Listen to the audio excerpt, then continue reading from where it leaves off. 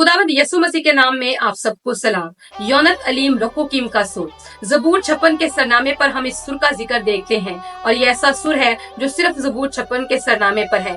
इसके मायने है दूर के रहने वाले लोगों की खामोश फाख्ता, और ये ऐसा सुर था जो दुख, परेशानी और गम की हालत में गाया जाता था।